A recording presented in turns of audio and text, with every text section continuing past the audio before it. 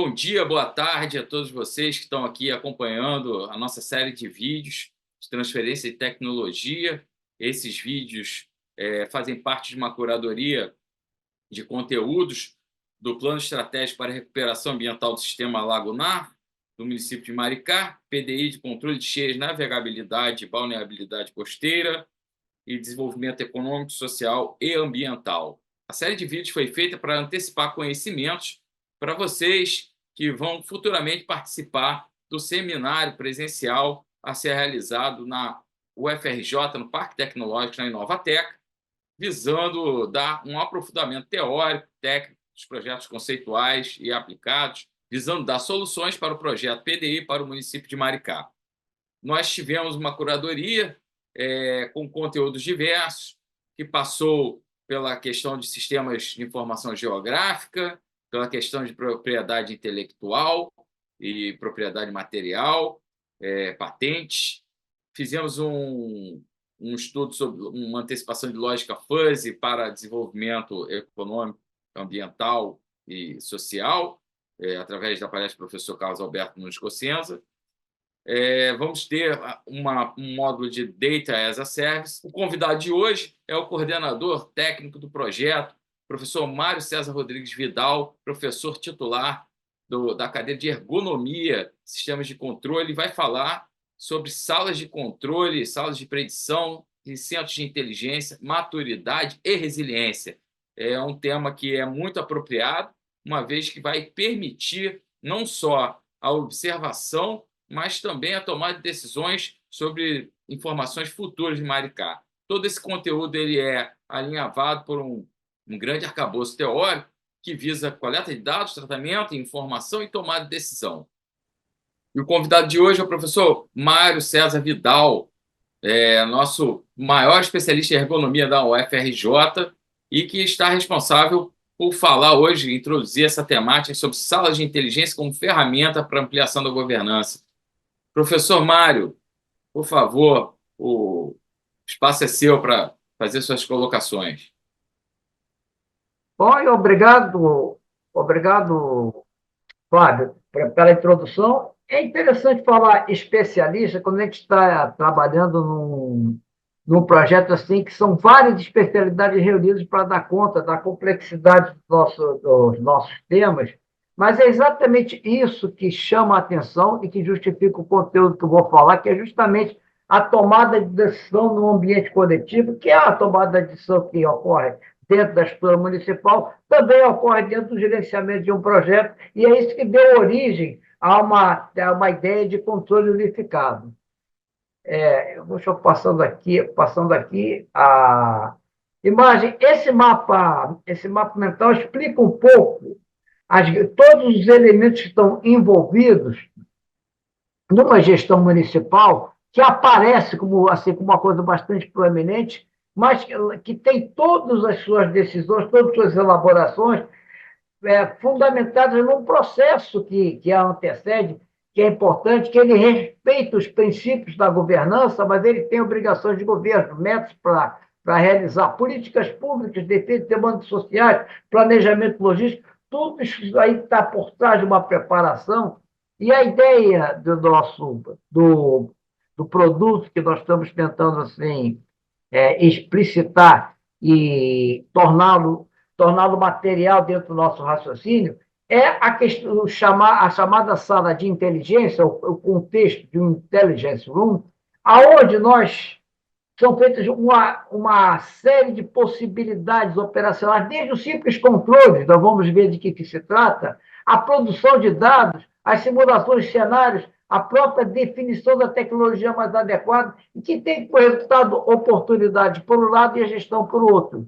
Por que a oportunidade de lado e gestão por outro? Esse é um assunto que eu não vou entrar, mas o que é bastante relevante é que a gestão ou ela é feita pelos poderes municipais ou ela recorre a uma série de parcerias com outras instâncias, públicas ou privadas, locais, mas podem ser até internacionais, passando por vários níveis de decisões estaduais e federais, que às vezes são extremamente importantes no sentido de você poder bem conduzir os processos, né, decisórios e os processos de realização dentro de uma municipalidade, né?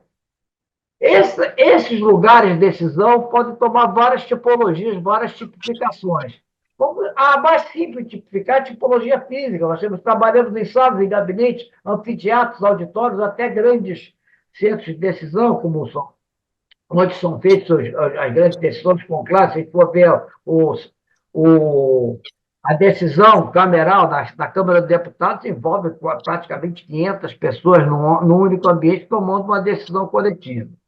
Agora, as circunstâncias de tomada de decisão dentro de uma realidade municipal, ela pode, e não é exclusivo, né? Eu pego assim a ideia da municipalidade como objeto concreto, mas não é exclusivo. Isso pode acontecer em outros níveis também, acontece em grandes organizações também. Nós temos as circunstâncias rotineiras, daquela que trata o nosso dia a dia, algumas formais, outras programadas. Mas também existem circunstâncias de casualidade e decorrentes, quer dizer, uma série de casualidades vão se combinando, e isso também alimenta os processos de decisões, e nós teríamos que pensar numa maneira de organizar essa ideia, a inteligência de uma municipalidade, numa maneira que pudesse comportar todas essas possibilidades, dando um igual suporte ou até suporte preferenciais para as mais efetivas em momentos de crise, em momentos de coisas mais complicadas, né?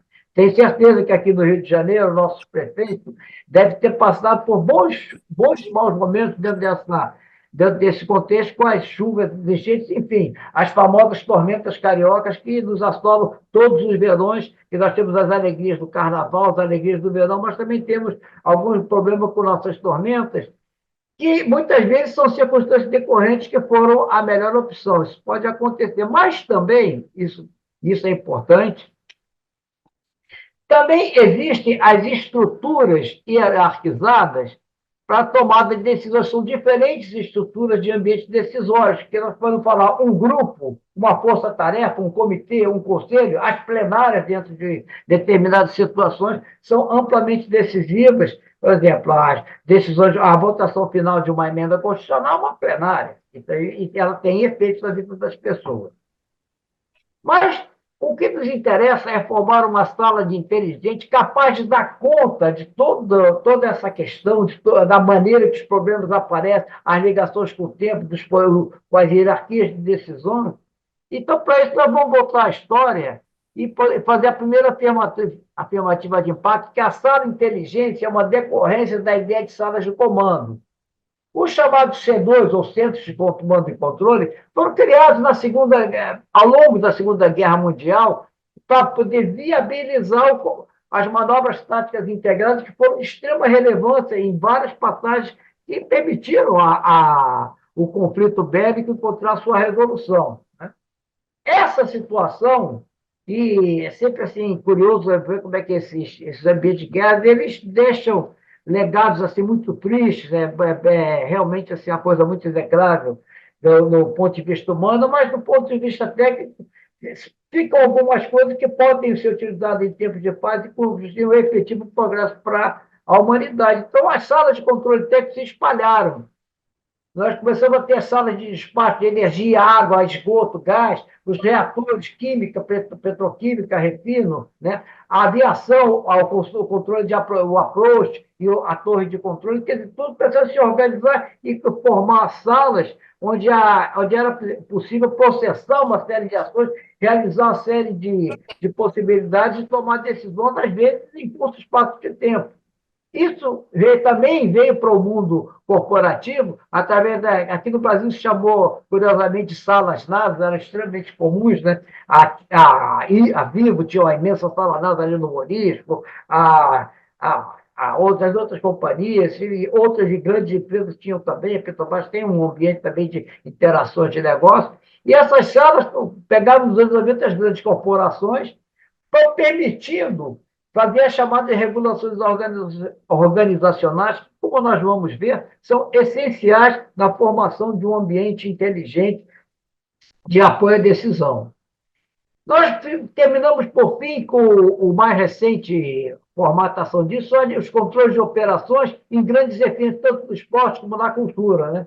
Às vezes, os eventos culturais estragam um pouco o gramado do esporte, mas isso já é uma decorrência da possibilidade de ver, assim, no mesma semana, uma final da Libertadores e o conceito de Sir Paul McCartney, um dos remanescentes de uma das mais famosas bandas de rock da história da humanidade, que foram os Beatles. Pois bem, essa história inteligente vai nos chamar a uma série de reflexões. Qual é a serventia de uma... Para que serve? Nós temos que estar bem claro que nós estamos pensando em organizar, estamos pensando em produzir, formatar, idealizar, especificar algo que é muito importante, que, na verdade, ela tem que ter uma extrema serventia. Ela começa com a grande produção que ela possibilita de dados e o registro das fontes de dados e repositórios, que são formas de você ter o máximo de informação armazenada para uso e acesso bastante facilitado. Elas, dados e os seus referidos repositórios, eles têm que ser gerados de alguma forma e entram situações como a monitoração e o controle, que hoje são, eu diria, uma coisa assim, a grande parte das salas mundiais dessa natureza estão envolvidas em monitoração e controle. Algumas mais técnicas que permitem as simulações e os ensaios, retomando suas origens na Segunda Guerra, que aquelas salas da Inglaterra faziam operações integradas de comando, mas não era em comando, era uma tropa aliada, vários países com nível diferente, coordenar aquilo tudo, criou essa necessidade, e a primeira necessidade foi uma sala dessa natureza com os recursos da época. Não tinha celular, não tinha nada disso. Então, quer dizer, mas tinha meios de se conseguir fazer essa unificação.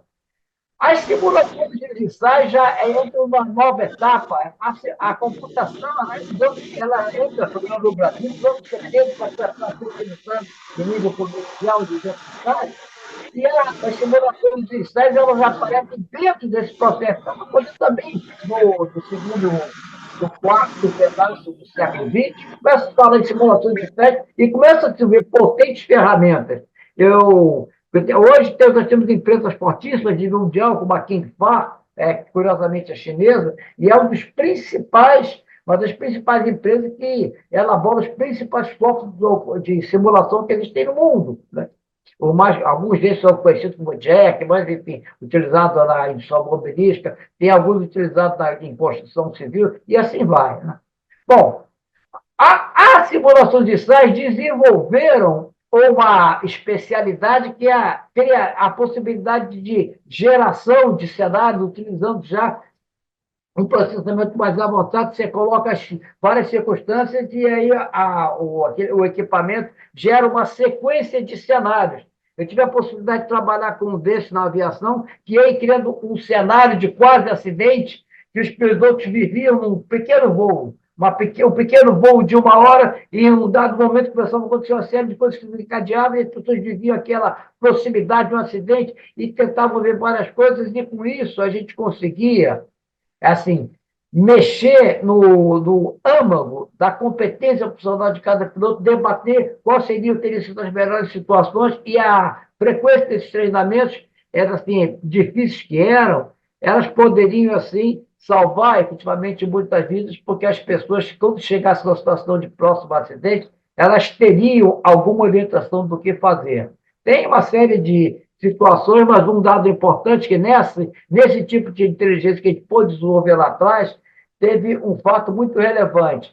Nos sistemas básicos de verificação de conhecimento, que é chamada checagem, há momento final, chamado de debriefing, que é a última operação de uma simulação desse tipo, durava 5 minutos no máximo. Esse que nós queremos para poder incrementar a possibilidade de vivências operacionais úteis, eles transformaram os debriefing em eventos de quase 2 horas, em alguns casos. Tamanho era o interesse profissional que despertavam nos pilotos, nos comissários, na equipe, no time, do crew, da população, saber o que poderiam fazer, ter uma orientação, ter uma luz, ter uma resposta a várias indagações que certamente povoavam o aspecto psicológico desses pilotos e comissários, pilotos, comissários, engenheiros, enfim. Essa galera vivia, e a ferramenta criada Não é que é uma grande solução, mas pelo menos ofereceu alguma coisa a mais nessa vivência das decisões iminentes. Muito bem. Com isso, a gente saiu, a gente apresenta não só a questão de geração de cenário, mas também uma catalogação de tudo que não ajuda, tudo que não é ajudante, mas tudo que é contra, ou seja, tudo que é contrante. E aí podemos extrapolar em duas coisas que já se utiliza bastante em simulações de algumas coisas, não excessivamente, não é a única nem a mais importante, mas é uma relevante, nas auditorias de gestão e também com a possibilidade de aumentar as parcerias a nível municipal, também no exame de oportunidade. Então, quer dizer, a sala de inteligência é uma grande serventia, desde que ela possa ser elaborada dentro de um processo bastante meticuloso, cuidadoso e profissional, que é o projeto da sala de inteligência. Vamos ver a isso, como é que nós podemos. Primeiro, nós temos que pensar em várias tecnologias hard, tecnologias de ponta nessas situações, e eu não vou aqui fazer uma grande apresentação disso, mas tem equipamentos que são assim, hoje em dia, assim, são impressionantes. Nós temos aqui em cima, né, na parte de cima aqui, os imaginadores aéreos, bons e velhos helicópteros, rapidamente estão sendo substituídos na técnica e na arte, né, por outro tipo de equipamento dos drones com maior capacidade de mobilidade. E isso é uma revolução aérea silenciosa que tem muita importância nesse contexto. As tecnologias de imaginadores aéreos, sistemas de monitoramento, mesa tática, que você tivesse assim, você pudesse simular você estar num drone olhando para baixo. Negócio assim, não, aqui no Rio de Janeiro, aqui na Cidade Nova, tem uma mesa tática, é um negócio impressionante. Só você vendo assim, vivenciando, podem ter uma detalhe. Não consigo explicar, só dizer assim, você se sente como um pássaro voando pelos seus objetos de controle. Bom, rede privadas, a ITE. Você sabe aquela coisa de saber se o celular funciona ou não funciona? A ITE não tem essa dúvida. Você pega e vai falando. A comunicação é instantânea. Você pega e já fala, outro já responde. Não tem negócio de falar câmbio para outros falar, para ver. Não, é direto. Você está falando, escutando. É uma tecnologia. É uma rede privada. Bom, plataformas integradoras, tudo isso tem um aspecto hard, que para fazer isso, existem várias engenharias técnicas que podem nos dar apoio. O nosso trabalho vai muito mais por outro lado. Vai muito mais pelo lado de uma parte software da tecnologia, entendendo alguns princípios da nossa pesquisa de campo, pode elucidar nesse projeto. Nesse projeto, nós chegamos a desenvolver esse conhecimento, isso é muito importante. Primeira coisa, a sala simboliza uma ação integrada e cooperante. Poxa, coisa integrada já não é cooperante, não. Cooperante todo mundo tem que fazer as coisas junto, mas fazer a cooperação é um pouco menos evidente. Ademais, porque nos centros de controles, que são, vamos dizer assim, o modelo referencial, o exemplo prático mais próximo da sala de inteligência que nós temos, ou a ação integrada entre membros de diferentes instituições, partes, parcerias, e aí eles têm que cooperar, porque eles têm protocolos próprios e têm que respeitar a sua autonomia, precisam ser autônomos para serem cooperantes. Então, todos têm que fazer as coisas de acordo com seus costumes, suas ordens, suas normativas, e poder, dentro disso, cooperar. E isso é um ganho e é conseguido através de parlatórios, linguagem comuns, organização de lives, ou seja, estou falando de desenvolver, assim, do ponto de vista de uma engenharia, antes da explicação técnica, estudar como é que a gente pode trabalhar com a capacidade de acoplamento de várias instâncias numa operação de comando e controle. Isso, em tempos de paz e calma, já é extremamente importante para o simples acompanhamento que está acontecendo numa cidade, no município. Imagine e faça um desastre. Mas existem normativas. Desde 1980, a ISO vem se debruçando sobre esse tema, e a ISO ela tem uma sistemática de trabalhar muito interessante, porque ela reúne os principais profissionais de maneira que eles possam não somente assim dar padrões para várias situações e para componentes, mas também dar uma orientação sistematizada, portanto, um padrão para a realização dinâmica de um projeto de engenharia. Então, ela começou a trabalhar com esse tema, a nós, o 064, lá pelos anos 80, com são duas partes, vê que é 3 e 7. Primeiro, o layout, o arranjo físico de uma instalação dessa, e depois princípios de avaliação desse seu desempenho. Aí, bom, se criando outras coisas, por exemplo, a gestão de emergências, a estrutura de mensagem para troca de informação. Hoje em dia tem uma nova atenção para isso, não fala qualquer coisa. Olha aí, ô, Fábio, não é assim. Tem uma estrutura. Gráficos, símbolos também são internacionalmente, e até mesmo questões técnicas, como a medição da absorção do som numa sala reverberante, que é as salas de controle, salas de inteligência, esse tipo de disposição arquitetônica tem que ter o cuidado assim, de evitar efeitos sonoros nefastos. Aqui tem um fragmento da 11064, falando dos 6 projetos importantes a serem feitos da parte bem de engenharia, que é o arranjo da suíte, o layout da sala de controle, dimensões das estações de trabalho, projeto de telas de acionadores, projeto ambiental, ruído e iluminação, e sistema operário e sistema de gestão. Então, até esses detalhes são a exigência operacional, o último e recente aquisição, ela faz parte da elaboração, não pode elaborar o tempo sem a gente reunir quem vai trabalhar então, e fazer um inventário e uma conciliação da experiência operacional. Quer dizer, então, não é só uma questão técnica, não é só uma questão social, uma questão que reúne essas duas emanações num processo de engenharia, que eu chamo de sociotécnica, e, para tanto, vamos definir assim 2 elementos. Primeiro, os membros envolvidos, o que você espera deles e a que ele responde. Responder, responsabilidade, a coisa sendo respondida. Os papéis, isso aí não é uma coisa que eu estou lhe falando, eu estou aqui citando várias interlocuções, é um resumo de várias conversas feitas pela Rosa, que dirigiu muito bem esse trabalho, onde participou o Guilherme, participou bom, assim, pareceram várias pessoas da equipe, e foi falado, principal papel, planejamento, definição e coordenação da primeira coisa. O cara tem que saber coordenar. Eu tenho que aprender a utilizar muito a coordenar. Saber também a implementação, fazer o engineering management, aí como é que vai a implementação, acompanhamento e avaliação do que está sendo feito. Entender o tipo de monitoração que está feito. Se você está querendo fazer a segurança para evento, ou para mobilidade urbana, ou para gestão de desastre, você vai olhar para coisa diferente. Você tem que saber disso e rapidamente orientar seus pais para produzir informações nesse sentido. O primeiro elemento na gestão de desastre, gente, é a comunicação social. Sabe por quê? Porque você é um desastre, já deixa todo mundo assim, totalmente deslocado. Então, a comunicação social ela tem que vir assim para tranquilizar a população, para tranquilizar o pessoal, ela poder rapidamente chegar com socorro para as vítimas. Quer dizer, se a pessoa não for uma pessoa que, um estrambelhado, não é bom para trabalhar nisso. Tem que ser uma pessoa que injete a calma naquela situação que já foi muito sacudida.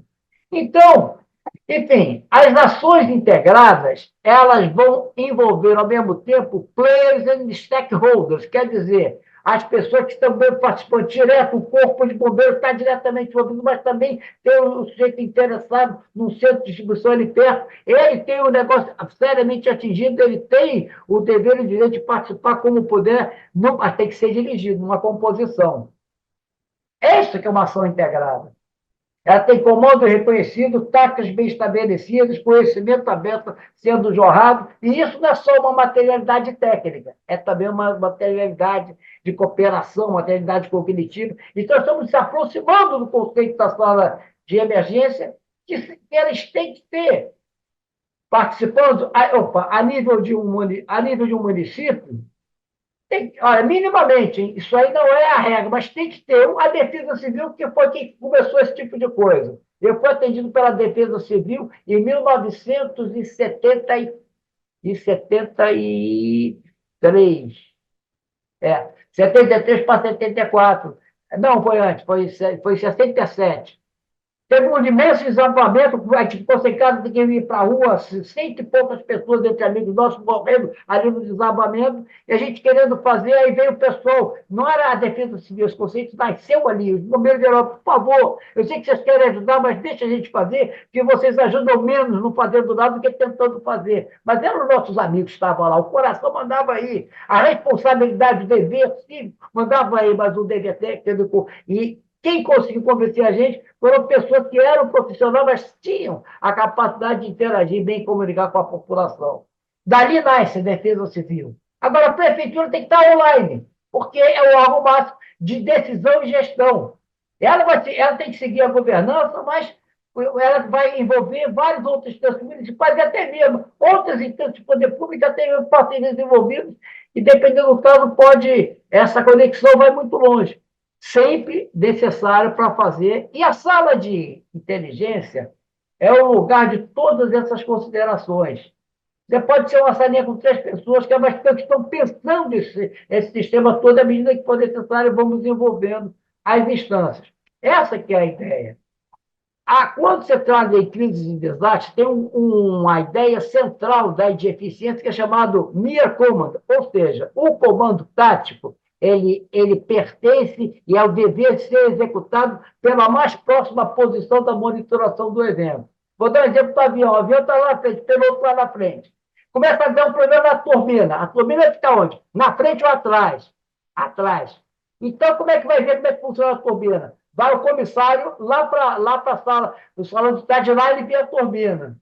Ele passa a ser o comandante. Ele vai pedir à sala de controle, nesse caso de controle, que é o cockpit do avião, olha, não acelera tanto que teu oceano está queimando. Se você injetar muito, aumenta a chama. Então, como é que é? A chama também, então mantém essa velocidade. Mas vou ter que correr para o outro. Eu posso isso aqui, só posso lhe dizer o que acontece com a chama. E a chama não pode crescer.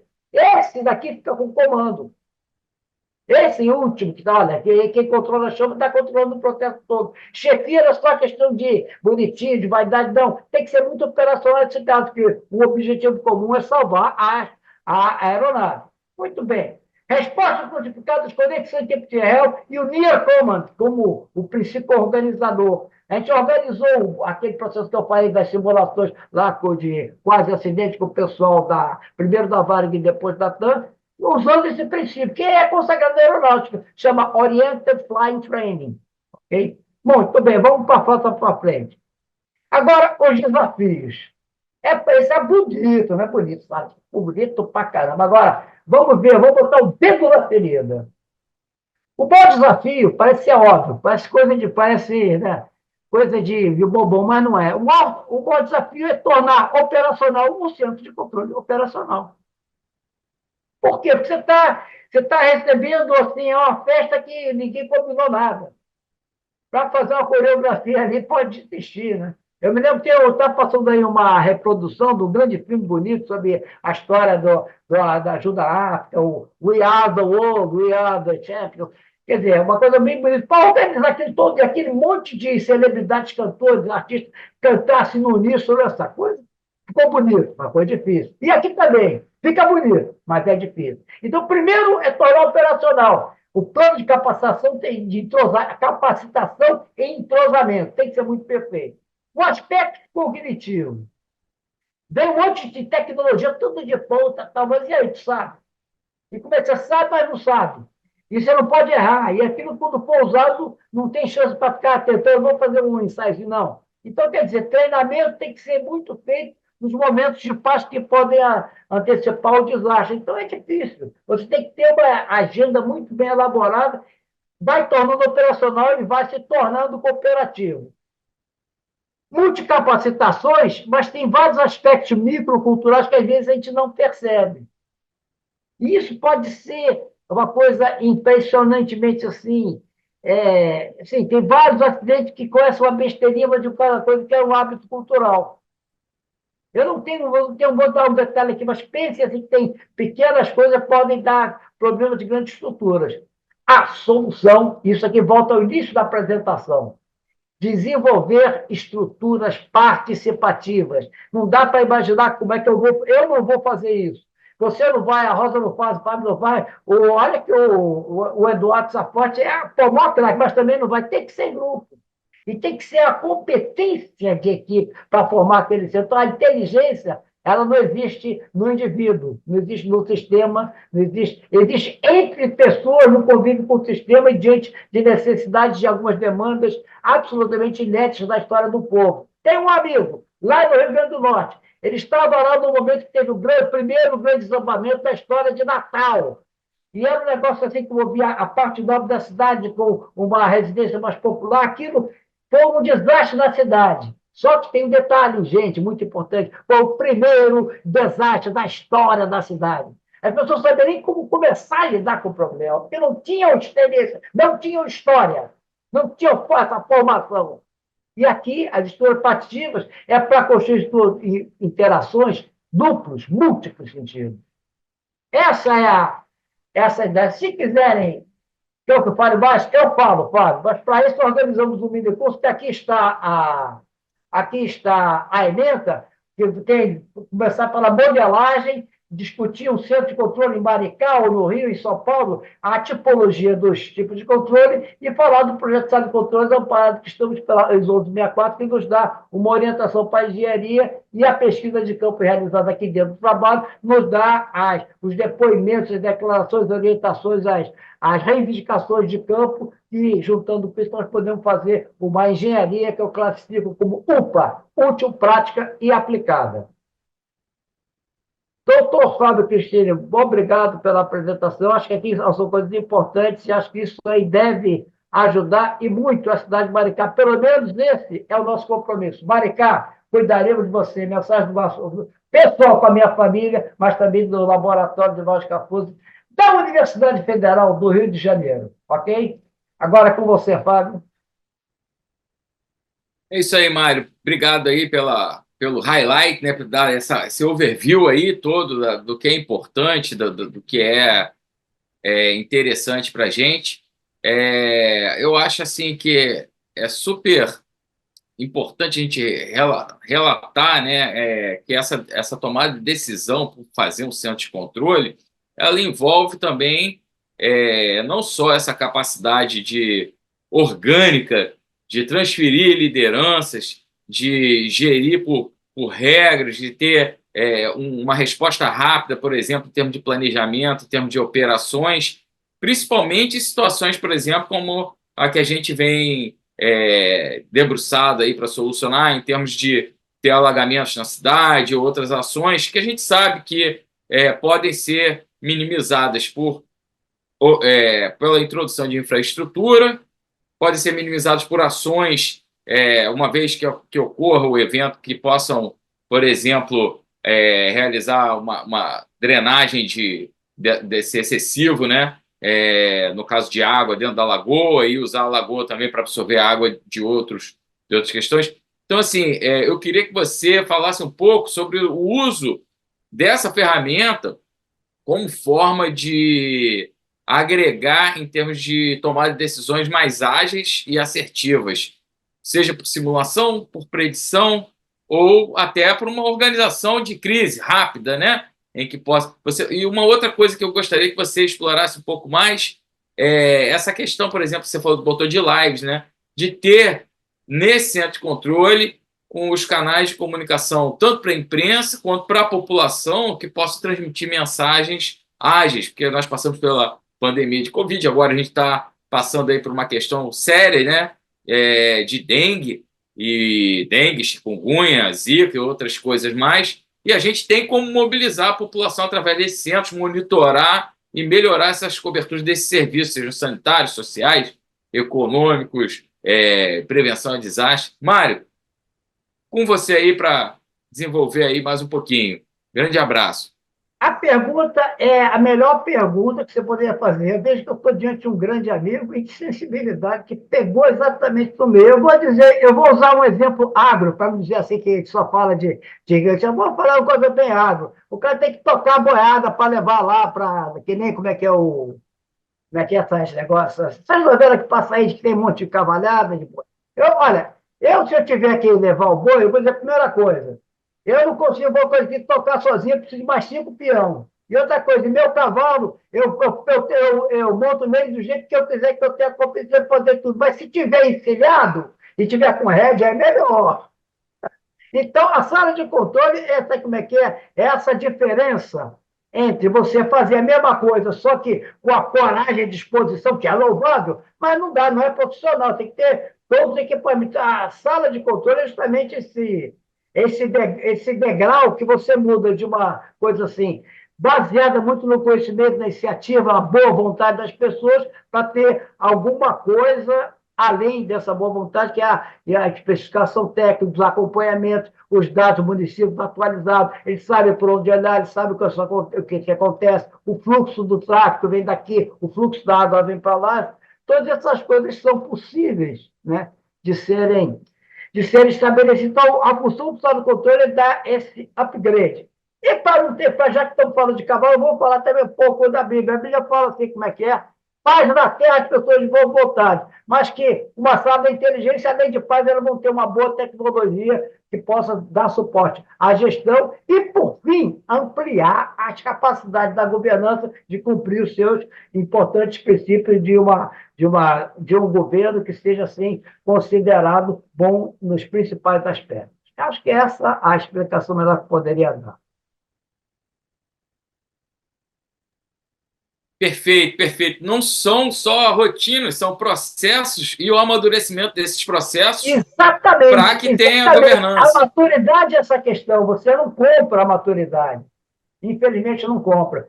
Por exemplo, você é músico. Você pegar aquela. Se tiver a melhor guitarra, tu me der a guitarra melhor do mundo, não espere sair a melhor música, eu não toco nada. Agora, você ainda é produtor, você tem alguma chance.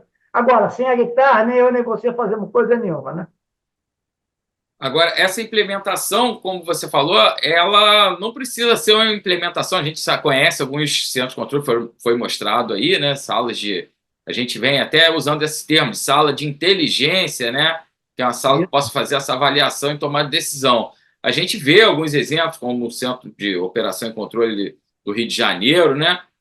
Que já é bastante maduro e que construiu isso num primeiro momento, claro, já tinha muito equipamento, muitos painéis, televisões.